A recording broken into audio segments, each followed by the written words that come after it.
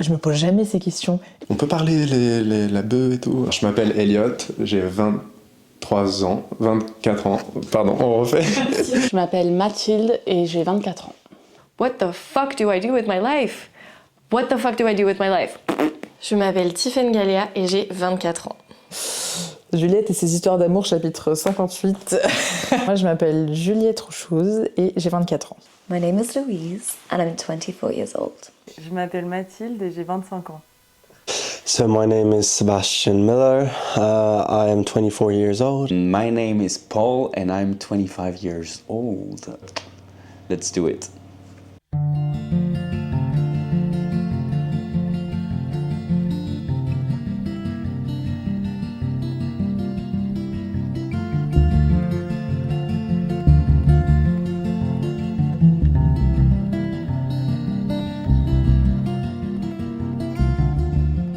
Bah écoute, en ce moment, moi je vais très bien.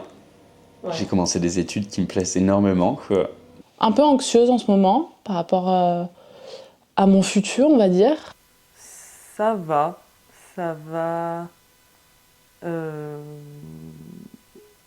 C'est trop dur cette question, Rosa. En ce moment, c'est pas forcément la meilleure période de ma vie. Je vis une rupture amoureuse qui me coûte beaucoup. En ce moment, je me sens pas au top.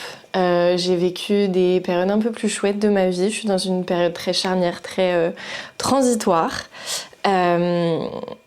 Mais parler devant une caméra, moi ça me fait plaisir, j'adore parler de moi.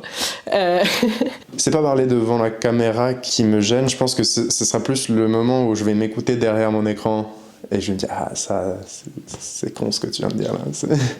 I feel good. I've currently started working and I'm feeling okay about that. Everything seems to be kind of coming in together. En ce moment, je suis en 5e année de médecine et je prépare le concours de l'internat qui est en octobre prochain. At the moment I'm studying. I just started another bachelor's in costume construction because I want to be a costume designer but also work in the wardrobe department. I think if I saw myself now in my teenagers, I'd be pretty happy. J'ai l'impression que quand j'étais au collège, etc., je me faisais une image de la vingtaine qu'on voyait un peu dans les films où c'était meilleures années, on l'a tellement entendu ça. Pour autant, quand j'ai commencé à rentrer dans le début de la vingtaine et que je trouvais ça, je trouvais ça dur, des fois je me disais mais c'est la galère.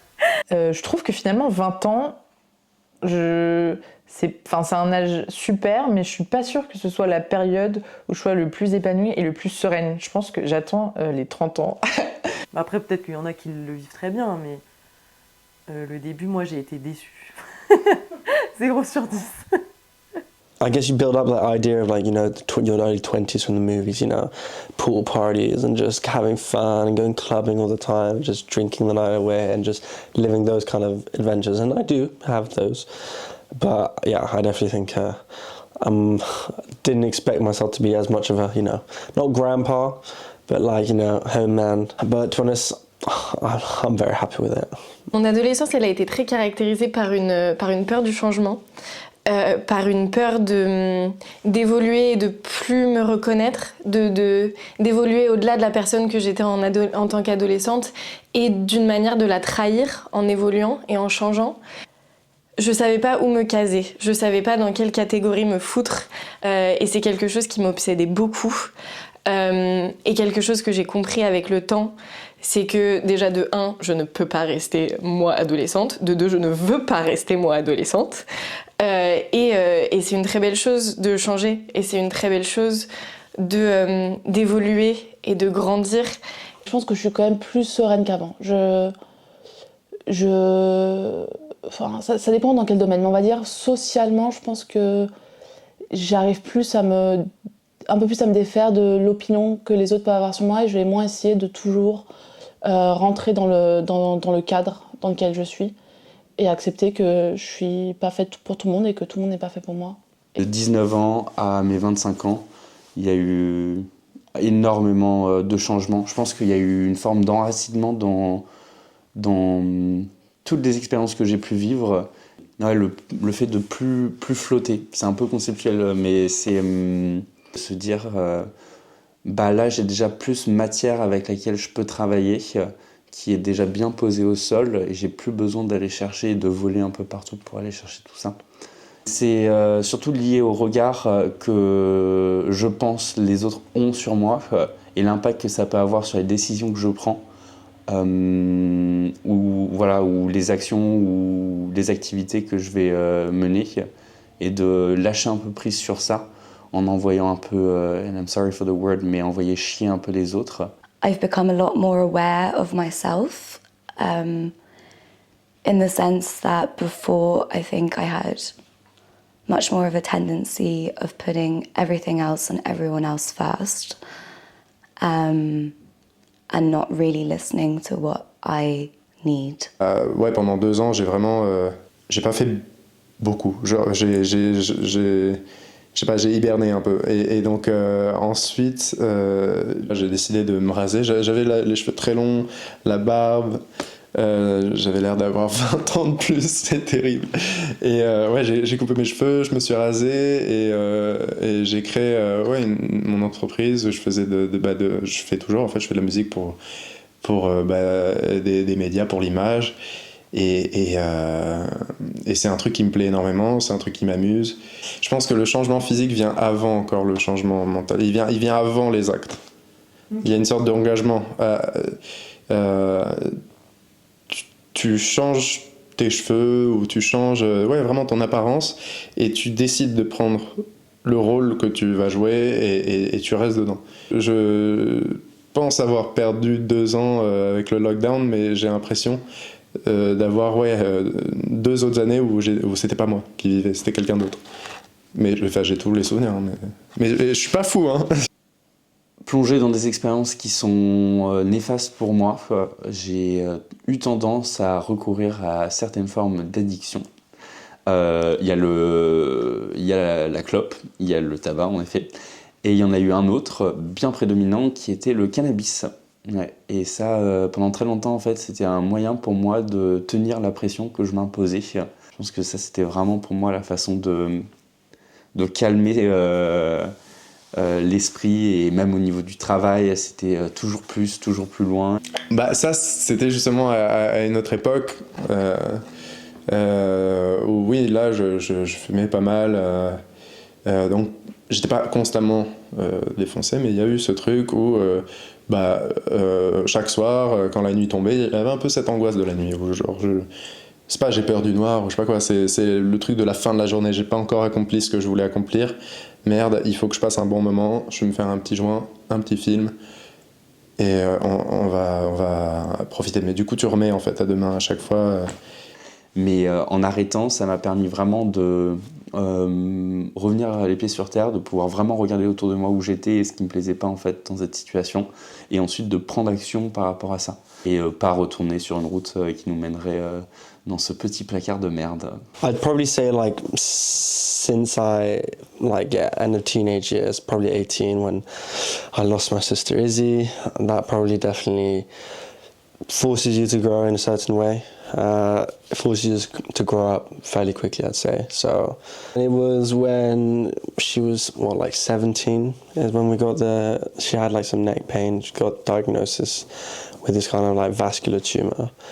So then she did some treatment. And then we went to the US, did some more treatment. She seemed to be doing better. And then it came back. And then after that, I'd probably say 6 months after she passed away. And as most can expect, not the finest time in our family life.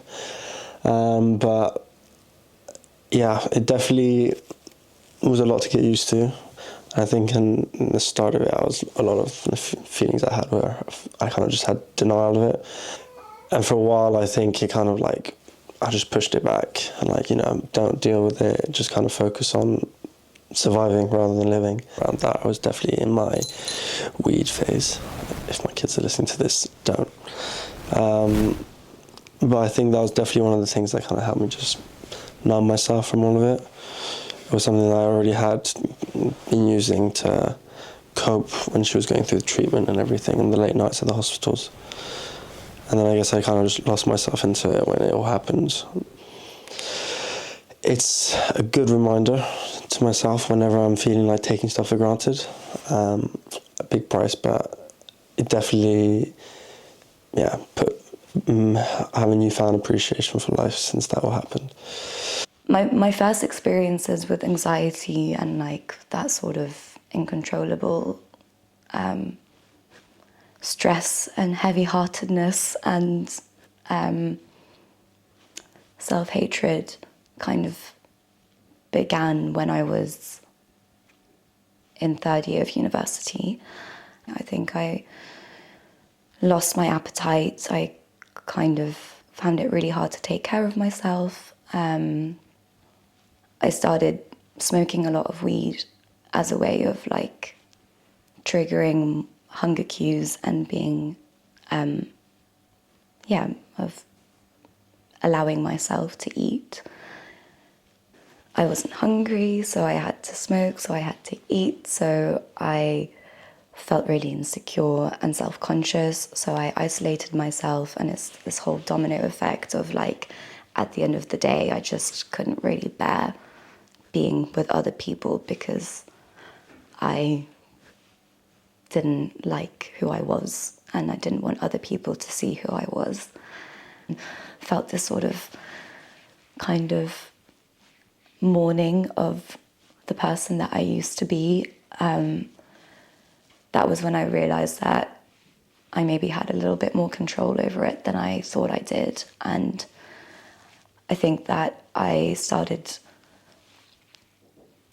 finding other ways to like channel my thoughts and my emotions, such as sewing. Sewing was a really, really big part of me allowing to like sort of focus on something that I really cared about and that really interested me, and shutting off all of these thoughts that I found really difficult and that made me want to escape and numb myself in the first place. Un coping mechanism un peu plus productif, c'est que quand ça va pas dans ma vie à moi, je lis et je m'évade et je lis mes petites fantaisies, mes petites romances et mes petits machins, et je fais comme si moi j'existais pas et que je me laisse emporter par des personnages et par des mondes qui ne sont pas les miens, et je m'oublie et c'est chouette. Il y a eu un grand changement pendant ma vingtaine et c'est arrivé à partir du moment où j'ai commencé à aller voir un psy. Donc je pense que beaucoup de gens sont dans la même situation que moi. Et en fait, ça a été assez révélateur. J'ai appris à savoir qui j'étais.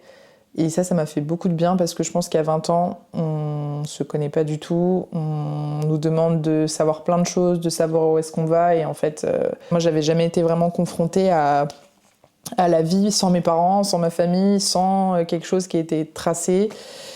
Et je pense que beaucoup de gens devraient le faire, et si ce n'est tout le monde.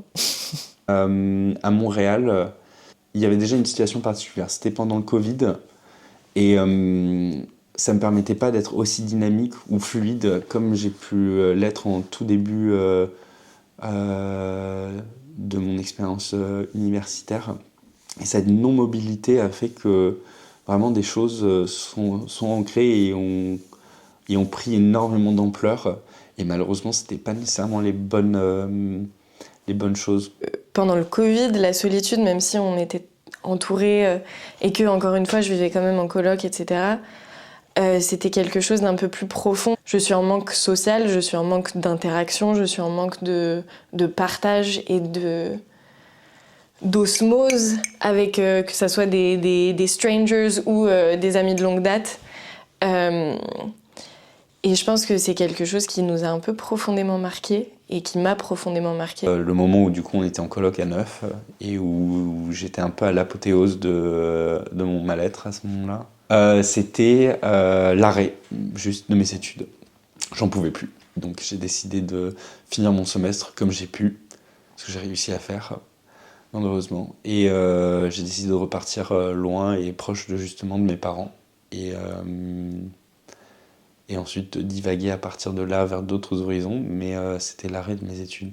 Au final, j'ai réussi à les finir, mais dans un tout autre contexte. At that point in my life, I definitely did feel a lot of loneliness. Just being at home, doing my lectures, not studying for seeing other people from university.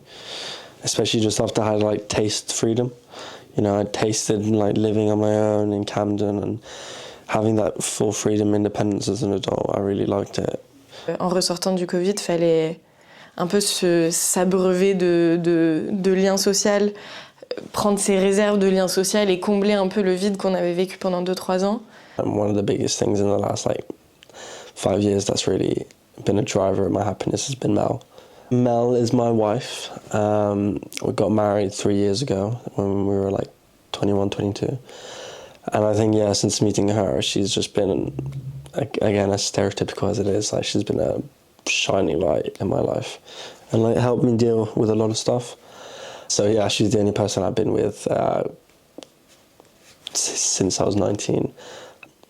I mean, yeah, I always get the question of like, oh, dude, like getting married, how's married life and stuff like that, which fair enough I get, especially being so young. It's a bit of a like a, but it really doesn't change anything. Like any relationship you might be in, it literally changes absolutely nothing. Like, I can't really explain why we're like, yeah, let's just get married, because there were so many valid arguments to say you could wait, like there's no rush, you've got, you know, there's zero reason to do this. But I guess an element of it was, you know, having lost that big female character in your life, to then have someone else kind of fill that gap so perfectly. I don't know, just felt like the right thing to do. Les relations amoureuses, c'est compliqué. C'est compliqué, mais c'est beau. Là, j'en bave un peu, mais je regrette rien parce que je pense que ça forge. Et en fait, ce qui est bien aussi, c'est que quand on les vit, on se dit pas forcément, en fait, un jour, peut-être que ce sera plus ça, ce sera plus lui, ce sera plus elle, ce sera peut-être juste moi avec moi-même et ce sera différent, mais du coup, c'est quand même un peu magique parce que quand on les vit vraiment, on pense pas à ce qui peut arriver. Après une histoire d'amour qui a été compliquée, qui s'est terminée il y a 2-3 ans, et je me rappelle que j'étais incapable d'être seule, et du coup j'allais fréquenter beaucoup de personnes, j'enchaînais les histoires, j'enchaînais les mecs. J'avais besoin de plaire physiquement. Et en fait, du coup, je jouais de ça parce que je savais que ça marchait, je savais que je plaisais physiquement. Et c'était un truc un peu bizarre parce que une fois que j'avais compris que je plaisais physiquement, en fait, je m'en foutais de ça. Moi, j'avais envie que la personne s'intéresse vraiment. Enfin, je me disais, en fait, c'est complètement superficiel de plaire physiquement. J'avais envie qu'elle s'intéresse vraiment à qui j'étais. Et c'est là que, vu que mes histoires s'enchaînaient, en fait, ça faisait tout le contraire. Je sais pas si je suis très claire, mais que... En fait, vu que j'avais des histoires un peu sans lendemain, je me disais, en fait, la personne, elle est juste intéressée par mon physique, donc elle s'intéresse pas vraiment à qui je suis. Et ça me mettait encore plus mal, quoi. Ouais, je pense que je suis trop intrinsèquement et people pleaser pour ne pas constamment m'inquiéter de la validation que je peux recevoir d'autrui. Et je pense que elle s'est particulièrement manifestée dans la quête pour la validation masculine pour moi. Et c'est quelque chose que j'ai réussi à déconstruire en découvrant ma bisexualité déjà beaucoup. Parce que c'était en mode, ah oui, mais en fait, avoir des histoires avec les gens, c'est plus chouette quand on cherche pas juste de la validation masculine, mais quand on cherche une connexion avec quelqu'un. I think I was often with people that treated me as their therapist a little bit and would open up about things, and because I had this endless well of empathy, it really moved me that people would open up to me, but it wasn't really love, it was more validation through the way that they trusted me. Yeah, really falling in love showed me that it's more about finding each other and wanting each other's happiness above anything else. Je pense que je me rendais pas compte en fait des différents types d'amour, on va dire, que tu pouvais ressentir envers quelqu'un.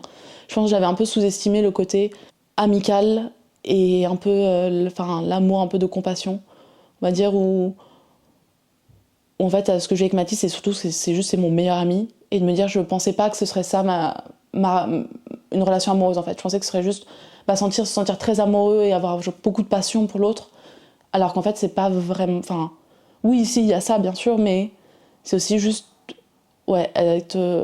vraiment juste être tout le temps avec son meilleur copain, quoi. Et ça, c'est trop bien. En partant de mon coming out qui s'est effectué à l'âge de 18 ans, J'ai quand même passé pas mal de temps en fait à chercher aussi des relations qui n'étaient pas possibles avec des relations amoureuses qui n'étaient pas possibles avec d'autres hommes. Parce que les seules personnes pour qui j'ai vraiment ressenti des choses fortes, eux ne ressentaient pas les choses de la même manière pour moi. Donc ça, à en parler avec ma psy, mais apparemment, voilà quoi. Pour moi, par contre, le sexe, le désir sexuel, assouvi ou non, peut être tout à fait séparé d'une vie amoureuse. Je pense que ce sont deux choses qui sont d'un autre ordre. I think I was really, really scared of sex for a long time. I was really scared of the vulnerability that sex would bring, and I think my past experiences had made me feel quite unsafe in letting other people touch my body.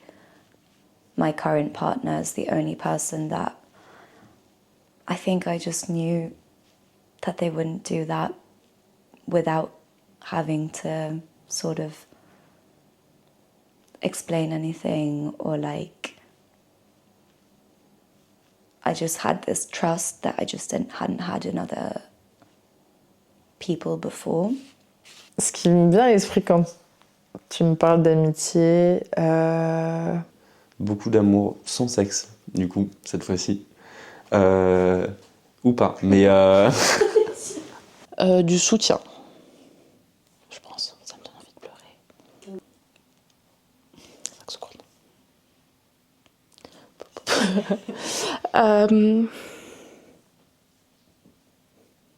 Enfin, c'est super beau, je sais pas comment dire, mais de voir comment on a évolué ensemble et qu'on grandit ensemble et comment nos relations font que se rapprocher avec les années. Et que ça fait un peu, un peu comme une deuxième famille, quoi. I've lost a lot of friends in my 20s. I think I was really good at like keeping up these friendships up to that point, and having moved around a lot, I had all of these friends from different places and times of my life.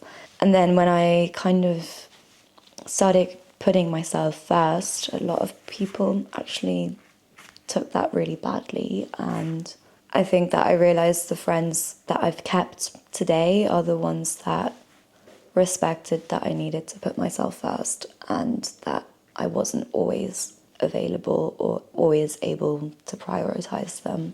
Ce qui m'a beaucoup touchée, c'est quand du coup, Clotilde, mon amie d'enfance, à 16 ans, a commencé à être malade et a fait beaucoup d'anorexie. Et en fait, je me suis dit que ça prenait une autre tournure parce que, en fait, les amitiés, c'était pas que censé être les bons moments où on joue, où c'est simple, mais aussi réussir à les comprendre, être là dans des moments plus compliqués. Et c'est pas facile de voir ses amis pas aller bien parce qu'on se sent responsable et en même temps, on peut juste être là et être présent, mais en général, on n'a pas trop le poids sur les choses. Ma sœur et moi, on avait toutes les deux un problème pendant notre collège, notre lycée, etc. Même pendant les études supérieures, avec la bouffe, quoi. Ma sœur Emma, donc, elle a développé quand même la maladie, anorexie, boulimie, etc. Et moi, je pense que ça s'apparentait quand même à une alimentation très troublée. Et donc, je pense que le plus grand changement le commencement de la vie adulte, c'était de détecter ce problème-là et de travailler dessus, quoi. Ouais, après ma rupture, où là, j'allais beaucoup à la salle de sport. Je faisais un régime extrêmement précis pour ingérer un certain nombre de calories, faire une prise de masse. Il y avait cette volonté de contrôle, en fait, de devenir... ouais, ce truc de... Bon, j'ai pas trop le contrôle sur ce qui m'arrive actuellement là, mais par contre, je vais avoir le contrôle sur ma diète, devenir un peu costaud et avoir un peu confiance. Ma mère a été Elle a été anorexique quand elle était adolescente. Et moi, j'ai eu une puberté très différente de la sienne. J'ai des formes très différentes des siennes. Et ça a fait que les évolutions de mon corps ont été très difficiles à comprendre pour elle et à accepter comme des choses de normales et naturelles. Moi, je veux pas reproduire ce qu'elle est là. Et donc moi, j'y suis genre 1000 fois plus vigilante. Et d'aussi voir des amis proches vivre des relations avec leur corps très difficiles, c'est devenu un peu un point très sensible pour moi de fais vraiment attention, laisse pas les choses dégringoler. Dès qu'il y a une pensée un peu négative associée à genre un changement de mon corps, essayer de la déconstruire, de la comprendre et de comprendre d'où elle vient, quelles sont les normes sociales qui l'ont construite et en quoi est-ce que c'est de la merde et en quoi est-ce que il faut que je mette ça à la poubelle. Toutes les remarques sur le corps, sur le poids, etc. Mais ça dégage. I think that I have these very strong sort of convictions as a woman and a lot to say from my experience as a woman, but I think that I like to listen more when it comes to other topics. I think it's so important to be aware of what you bring to the table, but also what you can't really contribute to and what isn't really your place.